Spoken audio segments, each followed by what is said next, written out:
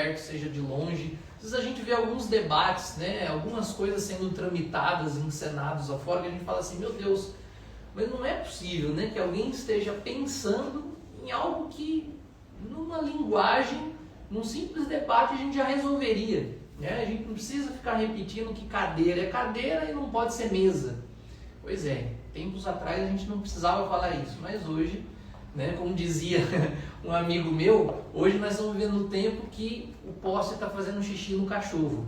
Então, a coisa está tão invertida, né, está tão assim de ponta cabeça, que às vezes o óbvio precisa ser dito.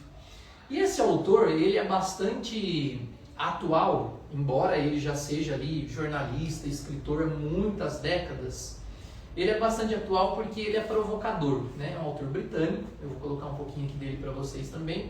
E quando ele escreve esse livro, ele escreve justamente para denunciar lá na sua realidade, mas que depois, né, é a realidade de todo o Ocidente também, o porquê que as pessoas estão vivendo debates tão insanos em sua vida. E ele vai dizer que essa raiz ela está dentro de uma realidade educacional. Então é muito assim pertinente a gente trazer essa reflexão aqui hoje, porque afinal de contas nós estamos diante de somos pais, mas também somos educadores. Estamos num ambiente escolar onde esse desafio, né, desde pequenininho já aparece para nós. E não só dentro da escola, mas transformando este caminho numa continuidade da escola para casa. Como é que eu educo o meu filho num mundo tão de ponta cabeça que a gente está vivendo hoje, num ambiente escolar que vocês escolheram, né? Graças a Deus temos essa realidade aqui hoje, mas como que eu dou essa continuidade dentro de casa também? Sendo que hoje, enquanto pequenininho, né, a gente consegue moldar ali, às vezes não tem celular, não tem acesso a determinadas coisas ali, mas daqui a pouco, depois de grande, né, onde eles vão estar diante da realidade do mundo, como é que essas pessoas vão dar resposta a situações tão insanas que a gente está vivendo hoje? Então, como pai, como mãe, é o nosso dever, né, é a nossa obrigação poder ser esse facho de luz na vida dos nossos filhos e das nossas crianças também dentro da escola. Então, dando sequência aqui, como que a gente vai trabalhar hoje? Primeiro, falar um pouquinho sobre o livro aqui, bem brevemente, só para vocês conhecerem um pouco o autor. Uma introdução histórica, né? Como professor, eu preciso trazer essa didática também, que é importante. Tá, a gente está falando de sentimentalismo, mas quando que isso nasceu na história? Será que a sociedade sempre travou debates como a gente está vendo hoje, né? Ou em algum momento isso começou a virar, a chave começou a virar? Porque é muito comum a gente falar assim, na época dos nossos avós, na época dos antigos, imagina, né? O cidadão acordava cedo, ia trabalhar e se passava por algum perrengue, alguma dificuldade, bola para frente, passava por cima, não tinha nada de dodói, não tinha nada, né, de muito drama, até porque a vida real batia na porta e não tinha quem fizesse por eles. Então, quando a gente fala sobre isso, a gente está dizendo o seguinte, bom, em um determinado período da história a coisa foi diferente. O que aconteceu que mudou? O que a gente está vivendo hoje de tão diferente assim? Tá? Terceiro, a pedagogia do não ensino e o império dos sentimentos. Tá? Se isso aconteceu na sociedade historicamente falando, como, quando e por que isso veio dentro da sala de aula?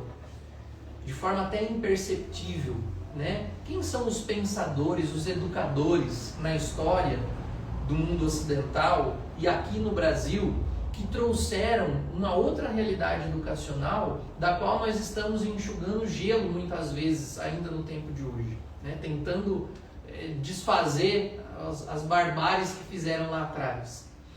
E por fim, o fracasso da maturidade. Eu quero trazer para vocês, que é o conceito principal desse livro, o Podres de Mimados.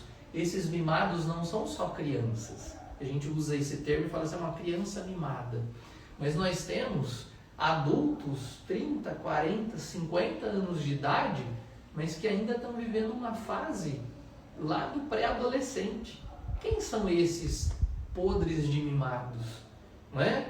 Que estão vivendo uma vida, se não madura, estão vivendo uma vida totalmente ultrapassada, né, da realidade deles. Então são pessoas com uma idade que era para ter uma maturidade, mas o que aconteceu? O que está acontecendo? Tá? Então esse livro, ele é bastante interessante por conta disso, tá bom? No final, se quiserem fazer perguntas também, tá? E a gente vai ter esse tempo aí. Então, esse livro, ele é de um autor chamado Theodore Dalrymple.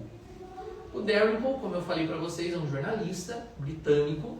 Ele tem outros, né, livros também. Eu não sei se vocês conhecem, mas tem um canal, ele é até uma plataforma, né, um streaming que vocês podem ter, chamado Brasil Paralelo. Não sei se alguém conhece Brasil Paralelo. O Brasil Paralelo faz um documentário em que ele aparece, fala sobre ele também. De repente vocês, né, tiverem mais curiosidade, porque ele é bastante interessante, assim, né, para quem gosta ali de escritos que, sabe, que pegam ali no calcanhar, né, que puxam, que mostram a lebre, né, fora da cartola, é bastante o Dalrymple, tá? Depois vocês podem ler um pouco mais sobre ele. Mas ele, então, como está escrito aí para vocês, ele é um britânico versado em ciências sociais, tem uma experiência humana fantástica, porque ele foi psiquiatra, né, dentro de um hospital psiquiátrico. E imagina só, né, o contato com o mundo real, né, e o mundo paralelo, né, daquelas pessoas que sofriam de algum tipo de insanidade, né? E ele também esteve muito presente nas prisões e países subdesenvolvidos, né, que proporcionou para ele uma perspectiva de mundo que ele traz muito dentro desse livro. Então não é assim uma pessoa que, um jornalista que pegou um recorte ali, né, viu algum debate acontecendo e beleza, colocou a opinião dele, né? Não, é alguém realmente vivido ali. E se vocês tiverem curiosidade de ler o livro, esse aqui acho que está pela editora Permanência, acho. Na editora Realizações. Deve ter também outras, enfim, se vocês tiverem curiosidade, tá? Eu sempre garimpo lá naquela estante virtual, né? Às vezes você fala assim, não quero desembolsar tanto dinheiro para comprar um livro novo, né? Bom, esse aqui é novo, né? Veio da estante virtual, então era usado. Eu paguei R$10 um livro desses aqui, né? Mais 5 de frete, ainda mais título assim que ninguém dá muita atenção, né?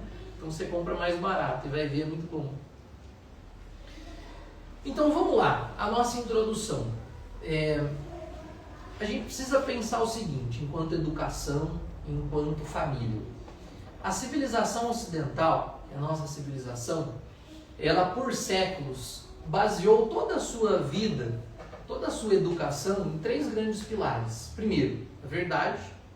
E nós podemos lembrar que a verdade suprema, desde ali de Idade Média, sempre foi Deus, né? Havia um referencial para as pessoas.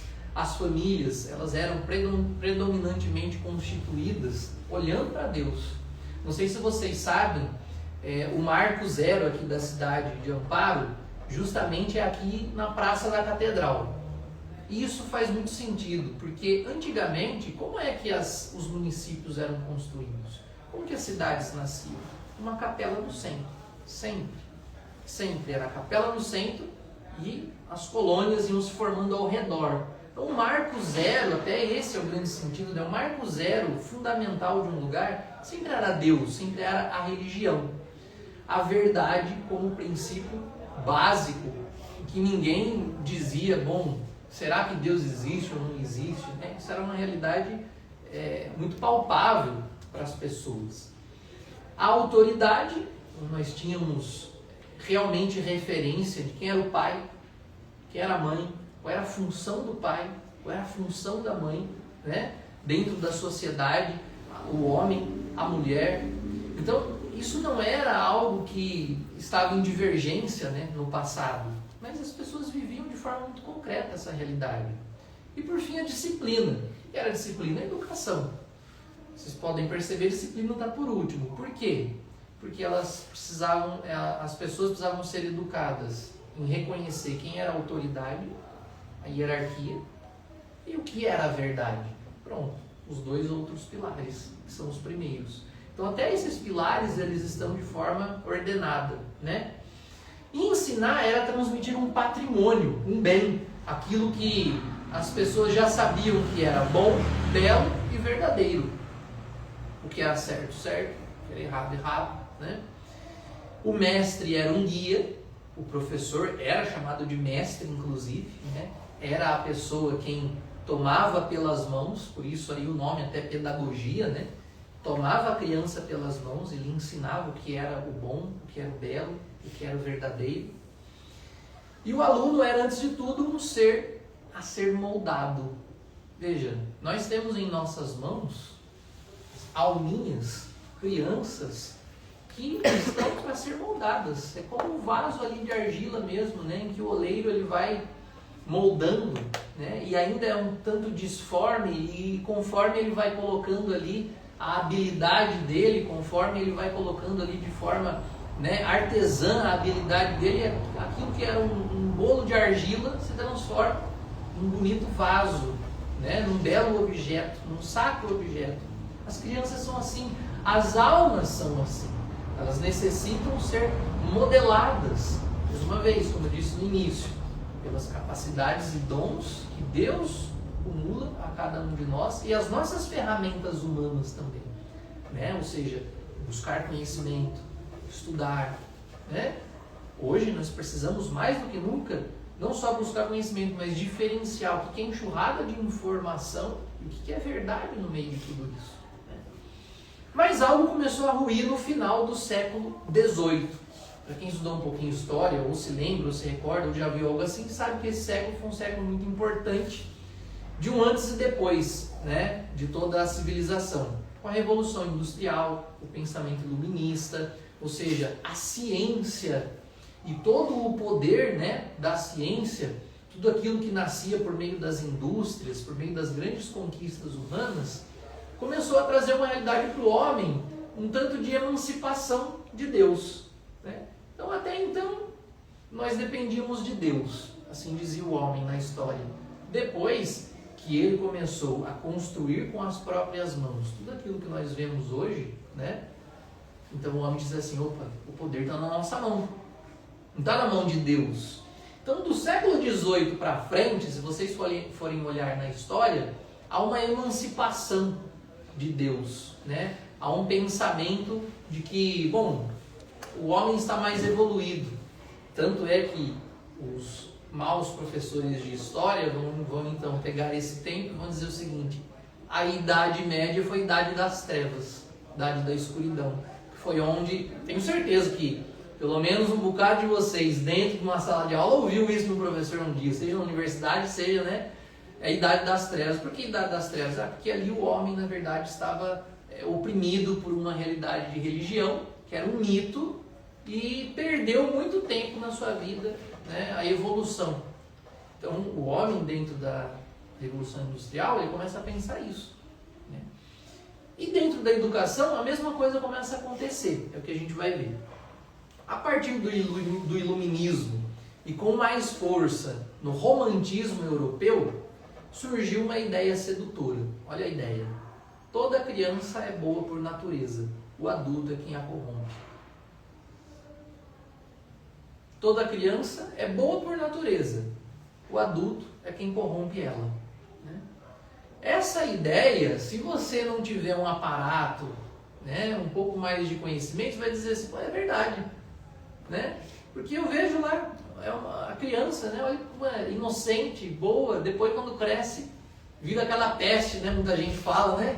Vira aquele ser terrível que ninguém consegue, né? E por quê? Por conta do meio, da influência, né, com as pessoas que corromperam ela, mas ela nasce 100% boa, né? Essa ideia, ela não é uma ideia qualquer.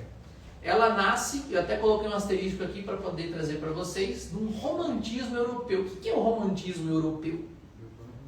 O romantismo europeu, ele foi um movimento cultural, artístico e intelectual que surgiu no final do século XVIII. Olha lá, mais uma vez, o século tido como o século das luzes, com reação ao racionalismo iluminista e aos excessos da Revolução Industrial. Então veja, a Revolução Industrial, como eu falei para vocês, que trouxe toda essa perspectiva de a ciência, o poder está na nossa mão, ela trouxe um problema, né? Nem tudo era luz. O problema foi o seguinte, bom, as pessoas pensavam demais, as pessoas racionalizavam demais as coisas, endeusavam muito a razão. Então esse movimento europeu, né, chamado romantismo, ele nasce para dizer o seguinte: não, agora a gente está muito racional, vamos trazer de novo de volta para o coração, né? E aí o que acontecia? Qual que era a valorização desse movimento? A emoção acima da razão. Então importa muito mais aquilo que você sente, né? Como você sente. A natureza acima da técnica. O indivíduo acima da coletividade. Então veja, né? Com o romantismo europeu, o que você sente, a maneira como você sente é mais importante do que o todo, né? Do que o coletivo.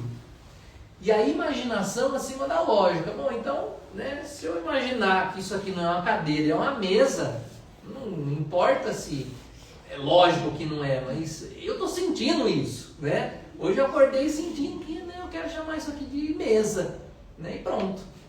E aí, por mais que você diga assim, pô, mas isso aí é muito insano. Pois é, mas olha, foi um movimento que começou a tomar conta da Europa, chamado romantismo, né? Isso em tudo. Na música, na literatura, na arte, tudo. O romantismo tomou conta de toda a civilização ocidental.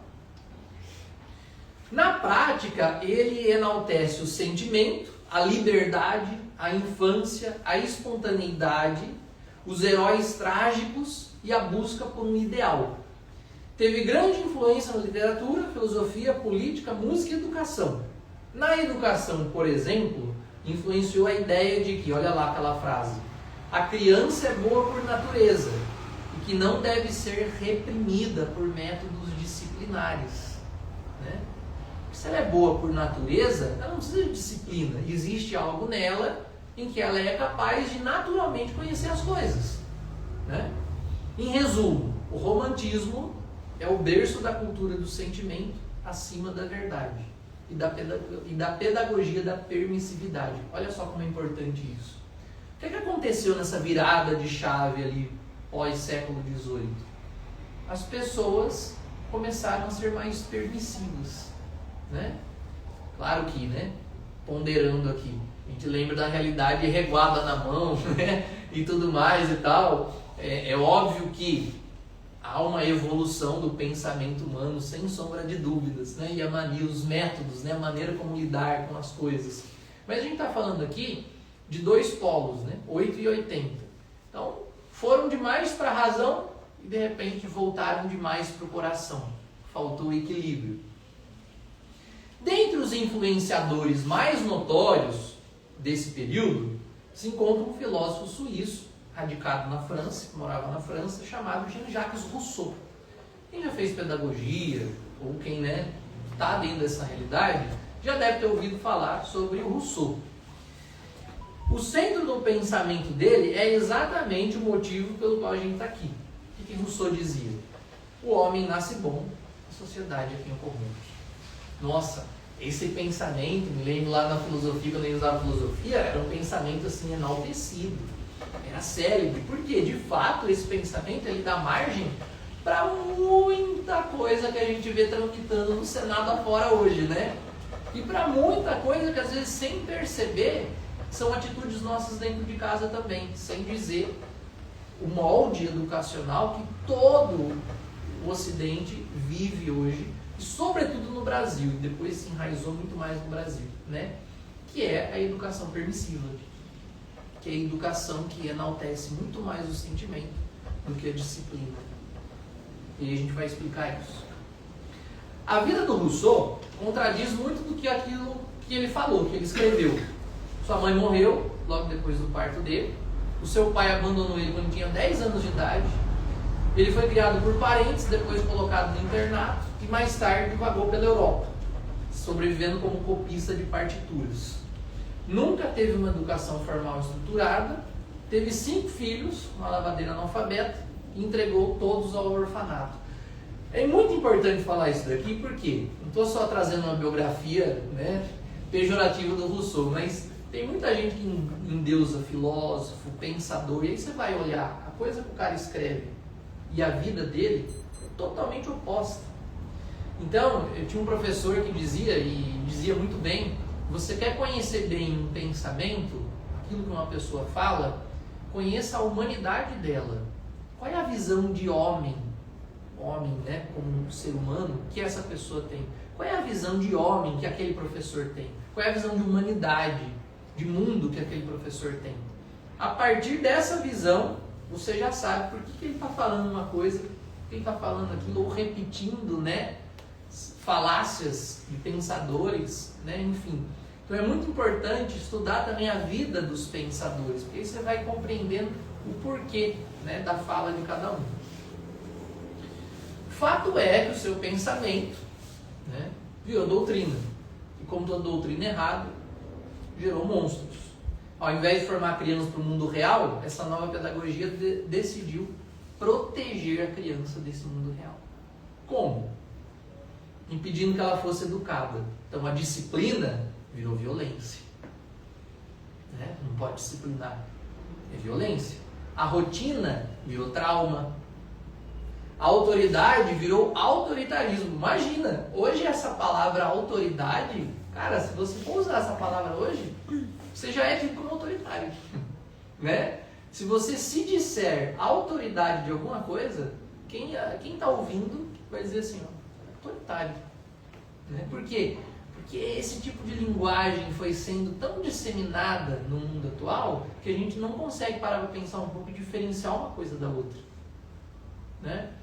Resultado, chegamos ao que o psiquiatra Theodore Dalrymple, aqui do livro, chama de uma civilização de mimados sentimentais. Então, até esse ponto aqui, eu trouxe para vocês um panorama histórico para dizer o seguinte: isso aqui não nasceu do nada. O que a gente está vivendo hoje, e às vezes a gente olha, né? Poxa, a gente se decepciona tanto com política, se decepciona tanto, né? Chega até às vezes cair no erro de pensar assim, não tem mais esperança, né? E tem gente que até diz assim, infelizmente, né? Não, colocar filho no mundo para quê? Olha o mundo do jeito que tá e tal. Que a gente chega numa situação tão de desespero, que você fica imaginando isso.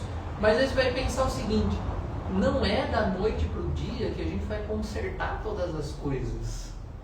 Isso daqui são décadas, séculos a fio que já está sendo moldado dentro da nossa sociedade, dentro das nossas casas, dentro da educação. Então, são as sementinhas, né, que hoje a gente vai plantando um caminho aqui, é um caminho em Jaguariúna, é um caminho em Itapira, né, são vocês aqui, os filhos de vocês que depois se tornarão pais. É isso, né, a construção de uma nova civilização. Nós já fomos bárbaros uma vez, né, a civilização ocidental foi catequizada e foi restaurada pelo cristianismo. O cristianismo catequizou os bárbaros. Os bárbaros se tornaram sacerdotes, padres da igreja, fundadores de grandes universidades. E depois a coisa começou, né, a decair de novo, a voltar à barbárie. Né? Nós estamos vivendo uma nova barbárie. Mas há esperança de se reconstruir isso. Né? Então, como que toda essa história pode mudar? O Dalrymple traz muitas coisas que a gente vai ver agora nos slides a seguir, que vai trazendo luz, né, para a nossa realidade também. Tudo bem até aqui? Sim. Agora é importante ressaltar, a questão não é se deve haver emoções, sentimentos, senão a gente vai para outro polo de novo, né? Ficar racionais demais. Mas como, quando e em que grau os nossos sentimentos e as nossas emoções devem ser expressadas? Que papel elas devem desempenhar na vida humana? Nós estamos vivendo, na era das redes sociais, um novo debate. Bebê reborn ou não bebê reborn? É? Devo atender um bebê desse no SUS ou não? Né? Entende? Olha lá, a gente dá risada, aí eu falo assim, cara, isso aqui é uma coisa insana. Se bloquear no Instagram. Isso aqui é uma coisa insana, né? Mas o óbvio precisa ser dito. Por quê? É isso que a gente está falando. Gente, as emoções e os sentimentos existem, fazem parte da vida humana, mas em que grau? Até que ponto? Né? Então a gente, é isso, né? Para transformar a barbárie de novo em cristianismo, é pelo equilíbrio. Sempre foi assim, né? Olha lá. A pedagogia do não ensino. Vamos ver. Fizemos um período histórico e agora o livro vai dizer o seguinte: como que isso se enraizou dentro das nossas escolas e dentro dos nossos lares. O romantismo ele penetrou até a medula da escola. Rousseau, como a gente falou, Pestalozzi é outro pensador. Se vocês peguem livros de educação e vejam imediatamente a bibliografia dele. Se tiver lá John Dewey, Pestalozzi, Paulo Freire, vai ser bloqueado no Instagram. Jean-Jacques Rousseau, Vygotsky, tantos outros que vocês vão vendo que são assim as paixões de todo pedagogo. E eu tenho professora dentro da sala de professor hoje que se eu falo de Paulo Freire, rapaz, ela me dá coronhada, né? Ela me mata, né? Por quê? Porque isso ficou tão enraizado na educação do Ocidente e na educação brasileira que não existe outro modo de pensar, que a pessoa às vezes nem sequer consegue sentar e dizer o seguinte: olha, isso daqui tem um porquê, isso daqui tem uma influência. Paulo Freire não acordou da noite para o dia e falou assim: nossa, agora tem uma nova educação. Não, foi lá em John Dewey, que por sua vez não acordou da noite para o dia e falou assim: agora tem um novo pensamento. Cada um tem o seu pai, né? Cada um tem o seu guia, o seu mestre. O Brasil tem muito do Jean Piaget também, né? Jean Piaget, não podia faltar. Então, e tantos outros que diziam o seguinte: a criança ela precisa se descobrir sozinha. A gente vai para uma pedagogia mais naturalista, aí você vai, né? Você entra ali numa realidade, por exemplo, montessoriana, que é lindo, você vê lá, né, as carteiras, né, a maneira como são as exposições das salas e tudo mais, mas no fundo você vai pegar o método. Todos esses métodos estão enraizados no sentimentalismo, no romantismo europeu, né? O fundo deles é o pensamento do Rousseau, que toda criança ela é boa por natureza e quem corrompe ela é o adulto, é a sociedade.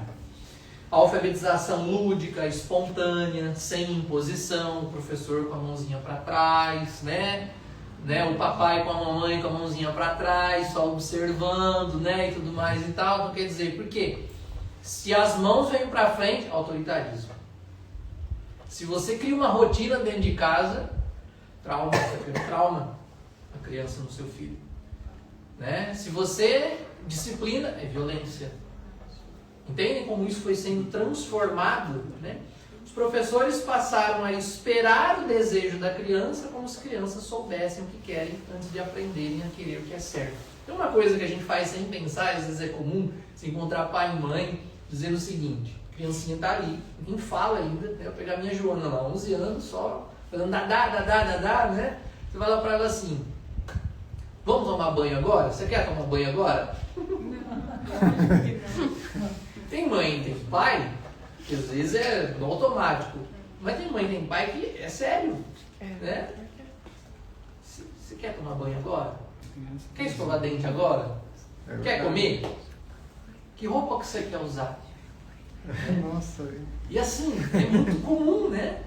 É automático. Por quê? É o meu mais velho, ele fala, ele não quer tomar banho. Outro dia, a gente foi, sábado passado, foi festa de casamento do meu sogro, correu que nem um saci lá na festa. Chegou em casa, não quero tomar banho não, eu não tô sujo. Eu sei que você não tá sujo, você tá suado, fedendo. Vai tomar banho. Não tem que querer, né? Não tem que querer. Pois é. E aí esse querer, né, se perdeu no meio da história, se perdeu no meio da educação. Uma coisa que é muito importante: pai, mãe, educadores. As crianças, elas precisam aprender a querer. É natural da criança aprender a querer. Quem é que vai ensinar para esses benditos o que eles devem querer ou não querer? Poxa, é a autoridade, é o educador, é o pai, é a mãe. Eles é que precisam ensinar, mais uma vez, para essa argila que ainda não está modelada, a querer, a saber o que é querer. Agora você vai chegar para uma criancinha e vai dizer para ela: você quer tomar banho? Né? E ela tá lá louca, brincando, né? Lógico que não. Você quer comer? Ela só quer brincar, né? Ela tá na fase dela ali, só quer brincar. Então, veja, parece que não, mas essas coisinhas pequenas, elas foram sendo enraizadas e elas têm justamente esse pano de fundo filosófico, histórico, pedagógico, né? Esperar o desejo da criança. E é por isso que hoje temos adolescentes que sabem tudo sobre ecologia. Esses dias eu perguntei para um jovem 17 anos, quantos trabalhos sobre aquecimento global ele já fez? Você é bloqueado no Instagram. Ele já fez na vida dele. Nossa, todo ano. Eu falei, rapaz, eu tô com 34 e desde os meus 8 anos eu fazia cartaz, né, de ecologia e tudo mais e tal, e aquecimento global, não sei o que tem e tal. Por quê? Porque a preocupação da educação é essa hoje. Então a gente tem pessoas que sabem tudo sobre ecologia, mas não conseguem escrever um parágrafo sem erro ou fazer uma conta de divisão simples. Essa é a realidade da educação hoje, né?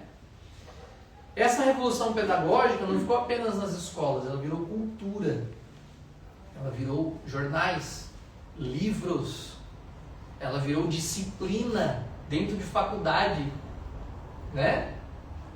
Ela virou barbaridades. Na sociedade sentimentalista, o que importa não é o que é certo, é o que você sente. Não é a verdade, mas é a sua dor, né? E mais pra frente ele vai dizer aqui: o sofrimento virou uma nova forma de poder. Quem sofreu ou diz que sofreu não pode ser contrariado na sociedade atual.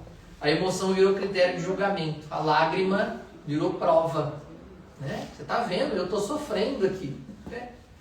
E é isso que o autor vai denunciar: uma cultura onde a emoção substitui o juízo e o sentimentalismo vira lei moral e até política pública.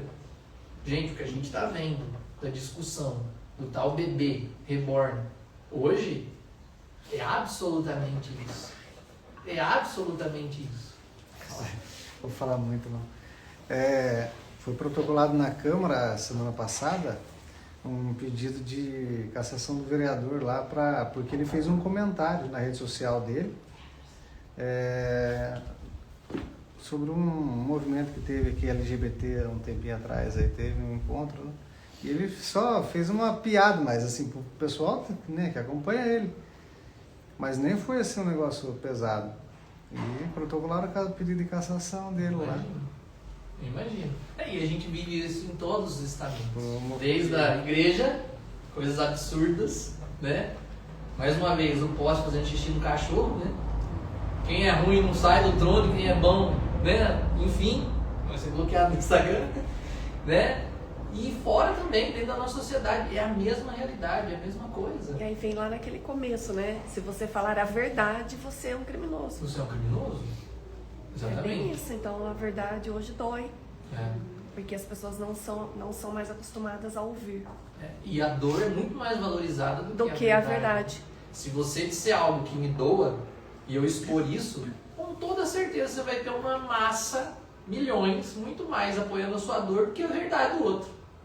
Né? O que antigamente não acontecia. Verdade é verdade, ponto. Né? Então hoje, quem se recusa a participar da encenação emocional da massa é visto como frio, como insensível, como inimigo do povo. O Dermo traz aqui uma história, depois vocês podem ver, na morte da princesa Diana, a rainha, ela não chora. E ela foi castimbada, porque no velório, no enterro, ela não chorou. E as pessoas, de frente ao Palácio Real, fizeram multidão, estardalhaço no portão da rainha, porque queriam tirar ela do posto, que ela não havia chorado na morte da princesa, né? Como se um choro, ou não, realmente significasse alguma coisa, né? Realmente significasse a verdade que há dentro daquela pessoa sobre o outro. Entendem? Então o sentimentalismo virou política das vítimas. Todo mundo é vítima. Do pai, vítima da mãe, vítima da escola, vítima do laudo, né? Tem laudo que é laudo, mas eu vivo uma realidade, sim, cara, loucura. Tem laudo que não é laudo, e eu não preciso ser nada para falar que aquilo lá não é laudo. Eu vivo com aquele bendito dentro da sala de aula e ele vive atrás do laudo dele. Por quê? Porque ele é vítima. E a família acredita nisso, né? Muito. E às vezes é conveniente, infelizmente, é duro dizer isso, mas é conveniente para pai e para mãe, é uma muleta, o filho ter laudo. Sim. É um benefício. É um benefício. É um Bolsa Família hoje. Hoje em dia é mais isso, né? Porque Eu realmente... trabalho na posse. Uhum. Tem uma escola lá que eu tenho 72 alunos laudados. Quantos? 72 alunos. Só tem aluno Pensei em assim. aluno, Mas você você olha assim, tem muito laudo que não é laudo. Você não precisa de muito para saber que não é laudo. Nossa. E por outro lado, eu tenho um aluno assim, por exemplo, que na prova, que é para ser diferente, né, por conta do laudo, e isso é rigorosíssimo. Se hoje você reprova, nem há possibilidade de você reprovar aluno em laudo. Não há. Se você reprova dentro da sala de aula, na secretaria, No conselho eles passam. passa tranquilo, né? Agora tem aluno também que do outro lado diz assim, professor, embora tenha laudo, mas eu quero prova igual, eu quero me esforçar, eu tenho aluno assim, né? E você vê que é diferente, que o pai e a mãe trabalham de forma diferente, essa realidade, né? Agora, infelizmente a grande maioria é vítima. Mais fácil o laudo do que educar, né? Mais Às vezes o filho tem lá uma educação e aí pode falar, mas ele tem... Tem uma desculpa, né? Vamos Uma ver. desculpa para não educar o filho. Né? Aí pode... A gente que trabalha em sala de aula, a gente vê bem essa realidade. E aquele que realmente precisa de um laudo não consegue. Não consegue. Pois é, vítima do laudo, vítima do clima, vítima do capitalismo. E é claro, o criminoso também virou vítima. Olha só o dado que o Derco traz. 70% dos presos são viciados em drogas. Isso é usado como justificativo para negar a sua responsabilidade pelos crimes. Coitados. Eles viraram vítimas também da sociedade. Coitados. É vítima da pobreza, é vítima da droga. Tudo vítima. Tudo é vítima, né? Se você pegar hoje os livros, enfim, recortes, jornais, se querem defender algum sujeito na sociedade, começa com a palavra vítima. Se você começar com a palavra vítima, pronto, tá tudo certo. Coitado, mas também, né? Ele é desse jeito porque olha a história dele, né? Olha, foi vítima, né? Disso, daquilo outro. Afinal, quem é doente não pode ser culpado. O resultado, bandidos protegidos, vítimas esquecidas, é o que a gente vê hoje, né? Tudo começou com o homem nasce bom, e a sociedade quem o corrompe. Olha que desgraça de pensamento. E isso se repete na família. O filho insuportável é vítima da rigidez do pai. O pai omisso é vítima do estresse. A mãe permissiva é vítima do cansaço. No fim, ninguém é adulto, ninguém é responsável. Eu não sou responsável pelo meu filho, porque eu trabalho o dia todo e eu chego muito cansado em casa, muito estressado. Então, o que ele é, o que ele faz, é minha culpa. Né? Chego muito cansado, eu tenho isso, tenho aquilo, tenho 1 milhão de coisas e tal. Então, não é minha culpa ele ser do jeito que ele é. É da escola. Aí você vai em reunião de escola com os pais. Rapaz, ali, nossa senhora, falou do filho, ele fez isso, mas como? Né? Não é inacreditável, velho. Inacreditável. É um anjo, né? É inacreditável que a senhora acha isso em inacreditável. casa. Então, por quê? Porque realmente, gente, há uma lacuna hoje imensa entre a realidade familiar, né? O pai e a mãe com o seu filho e o educador com o jovem, com a criança, com o seu aluno. Há uma lacuna imensa. E nós ainda temos as telas hoje para brigar junto no meio, né? Que torna a coisa ainda Que torna mais a coisa mais difícil pesada. ainda. Acho que está havendo uma terceirização da educação do filho em casa. O pai e a mãe, eles estão, com tudo isso que está acontecendo, eles não se sentem à vontade mais para tentar resolver os problemas que acabam surgindo dentro do lar. Então eles terceirizam aquilo de forma que eles acham que o problema às vezes é na escola, ou qualquer situação que acontece já é motivo para psicólogo ou psiquiatra. Vou passar no filho. Nada contra o profissional da área, pelo amor de Deus. Mas eu acho que assim, aquilo se torna uma verdade absoluta para a criança, que ela ouve lá dentro. Os pais também passam, às vezes, a olhar de uma certa forma, e às vezes é algo que você não está dando de atenção ali dentro. Algo que está acontecendo dentro de casa, que seria para ser resolvido dentro de casa, e está se terceirizando, falando, não, eu vou procurar ajuda profissional, porque esse tipo de problema que eu não vou saber resolver. A criança, às vezes, é do tamanho do Eduardo, do meu filho, por exemplo, de 7, 8 anos, que eu vou ter que chegar ali, vou ter que falar um pouco mais duro com ele, pode gostar ou não, mas eu vou ter que tentar resolver dentro de casa, porque eu enxergo que se eu convivo com meu filho todo dia, 24 horas por dia e tal, dificilmente uma pessoa de fora vai conseguir entender melhor a situação do que nós que estamos ali dentro. Principalmente porque eu acho que o grande problema, às vezes, de levar isso para fora é que muitas vezes vai ouvir a verdade da criança, sem ouvir aquilo que está sendo, né? Isso acontece muitas vezes também em questão de relacionamento de casais, às vezes, né? De repente o marido ou a esposa começa a ir pro psicólogo e tal, passa toda aquela verdade que ele enxerga do relacionamento, né? A psicóloga não ouve o outro lado, acaba opinando sobre aquela verdade que a pessoa está levando ali, e ele acaba achando que de fato o problema é só com o outro lado, que não é com ele o negócio, com ele está tudo bem. E eu acho que é isso para as crianças também. Essa terceirização da criação, da formação, eu acho que é um problema geral que a gente está vivendo. O pessoal tira muito por base as coisas que acontecem lá fora e acaba achando que dentro de casa não dá para resolver. E às vezes é algo muito simples de se resolver. Sim. Numa conversa entre a família mesmo, a gente consegue adequar aquilo que está escapando entre os dedos. E que necessita de presença, né? Exato. Que necessita de presença, necessita da atenção. Às vezes, claro, né, a gente sabe a rotina de, né, corrida, essa dificuldade, tem pai e tem mãe que ali dobra a jornada de trabalho, né, por necessidade real. Mas se você tem presença, se você se importa, né, se naquele momento que você chega, é ali, é aquela presença que você está dando, mesmo ali, né, Senhor?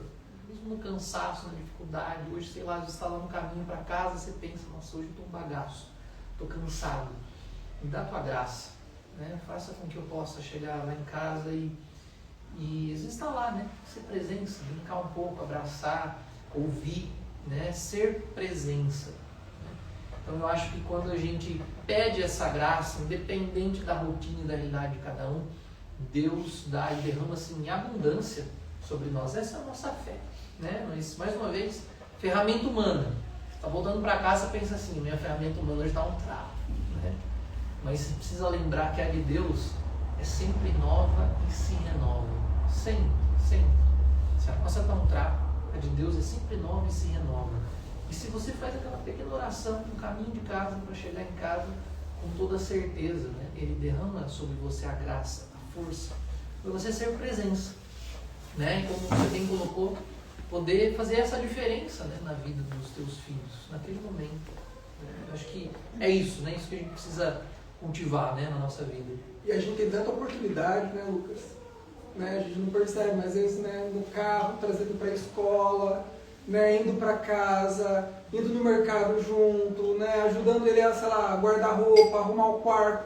Né? A oportunidade de estar ali, de conversar, de dar uma formação, né, escutar o filho, né, orientar o filho. Né? Às vezes a gente perde a oportunidade porque a gente acha que não é oportunidade. Exato. Né? Ah, não, lá no parque, que a bola, você presença. Não, às vezes você está ali jantando, você está ali trocando de roupa, tirando o tênis, você pode falando com seu filho, ensinando ele, né, no caminho de casa, no caminho da escola. Né? Essa presença também, a gente tem que ter um olhar, né, para achar essa presença. Né? Achar essa presença. É isso aí. Né? E olha só, a criança de hoje é ensinada a se ver como frágil. E o bebê a bordo que exige que o mundo inteiro pare por causa dele. Né? Parece que hoje estão estampados aqueles adesivos nos nossos jovens, nas nossas crianças e nos adultos. Eterno bebê a bordo nesse mundo. Eterna necessidade de ser protegido. Eterna necessidade de ser afagado, de ser mimado. É o aluno que não pode ser corrigido para não se traumatizar.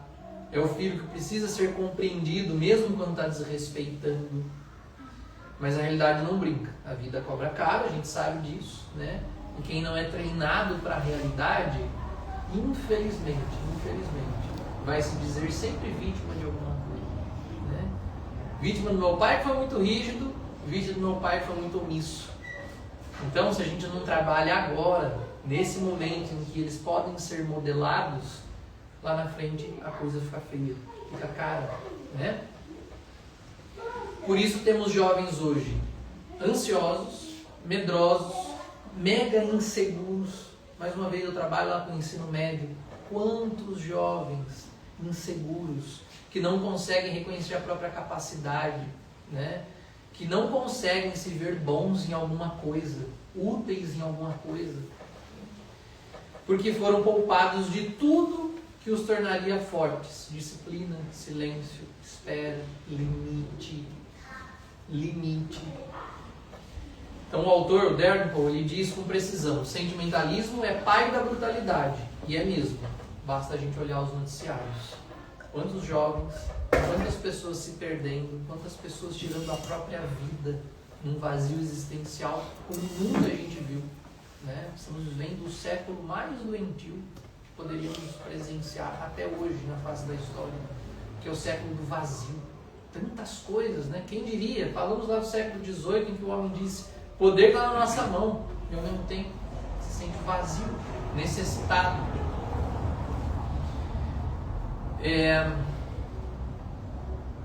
Se eu já falei para vocês. Então, vamos lá. Tudo isso pode ser revertido, né? E começa na nossa casa. Precisamos retomar o controle. Os filhos precisam de amor, mas precisam também urgentemente de autoridade. Pais, os filhos de vocês precisam saber que você é o pai, que você é a mãe. Eles precisam saber sim quem manda. Eles precisam saber sim que são vocês que vão ensinar eles a querer. A alma, na verdade, deles desejam isso. A alma, se pudesse dizer algo, ela estaria dizendo isso: me ensina a querer, né? Porque sobre mim ainda dominam as paixões, ainda dominam os limites, as fraquezas, aquilo tudo que, para nós enquanto fé, o pecado original, né, trouxe nas suas consequências, mas também os próprios limites humanos. Porque você dizer que uma criança ela é capaz de conhecer tudo sozinha, tá, mas e o laudo oculto, né? Que ela não sabe que ela é capaz, e que você pode ensinar a virtude, e aquilo que ela não tem tanta inclinação e habilidade, mas você tem e você pode completar nela. Isso depende da autoridade, isso depende do teu ensino como educador, como pai, como mãe. Ser firme não é ser cruel, é verdade. Ser exigente não é ser opressor, é ser pai, é ser mãe, né? Haja com firmeza quando precisa ser firme, haja com exigência quando precisa de exigência. Isso é ser pai, é ser mãe. Não caiam na besteira, né, da linguagem por aí afora. A boa educação não é a que evita sofrimento, é que prepara o filho para enfrentá-lo com coragem. Eduque seu filho para que ele tenha força de dizer não ao mundo e não para que o mundo diga não a ele, né? É o contrário. Por fim, eu termino com um chamado, né? Uma advertência para todos nós. Se você não educar o seu filho com verdade e firmeza, o mundo educará com mentira e violência.